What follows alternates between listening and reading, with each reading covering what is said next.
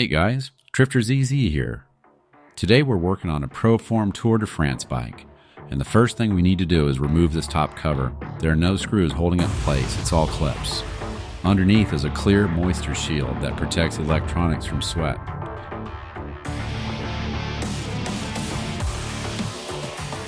Now that the top of the bike is opened up, we're moving down to remove the right pedal. We're just working each bolt loose with steady pressure and letting them break free without forcing anything. Once they start turning, we can back them out by hand and lift the pedal away. While we're here, something worth knowing about the ProForm Tour de France bike is how much of the load path runs through this side.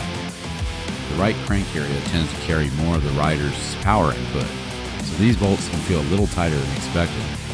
Taking our time here keeps everything stable and prevents any stress on the crank arm.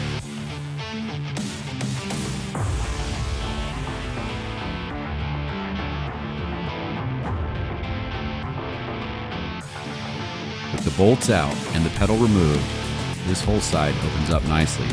That gives us the room we need to move around the bike to take care of the other pedal next.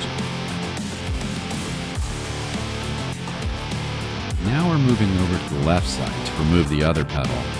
The process is the same here. We're just working each bolt loose and taking our time so the crank arm stays steady. Once they start turning, we can back them out by hand to lift the pedal away. While we're doing this, here's something a lot of people don't realize about the ProForm Tour de France bikes. The left side of the frame carries more of the wiring for the incline resistance system. That's why opening up this side always feels a little tighter and more compact than the right. Clearing this pedal early gives us the room we need to work around those harnesses later on.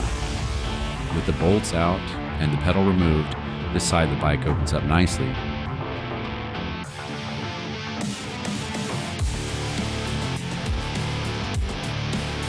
Now both pedals are off. We've got the space we need for the next part of our teardown.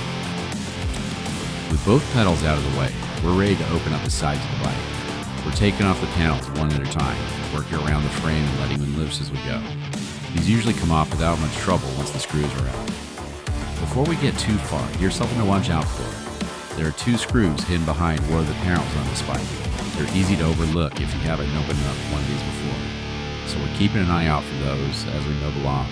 Once those are out, everything releases the way it should. While we're working around the frame, here's a fun Tour de France detail. The real race bikes are built to be incredibly efficient. Every part is chosen to save weight or reduce drag. Even the paint can be lighter on certain models. Meanwhile, this ProForm version is built for stability and realism, so the internal structure is much more solid than what the Pros ride. It's interesting to see how different the engineering priorities are when you compare a training bike to the machines used in a national race. Another thing that stands out when you look at these bikes side by side is how different the maintenance routines are. A real Tour de France bike needs constant tuning, cable stretched, chains wear. Even at wheel bearings get checked almost daily during the race. With a trainer like this, most of the moving parts are sealed inside the frame, so the upkeep is a lot simpler. It's really just about keeping things clean and making sure everything stays aligned. It's interesting how both types of bikes get aimed for performance, but they get there in completely different ways. Another Tour de France fact while we're here. Pro riders often switch gear ratios depending on the stage, climb, sprints, time trials. Everything gets tuned. On this bike, the drive belt is what gives us that smooth, consistent feel no matter what stage we're simulating. If we want to remove the drive belt, this is the easiest time to do it.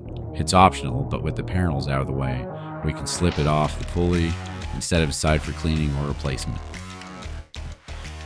With both panels removed and the belt actually taken off, all the components inside this bike are now fully accessible.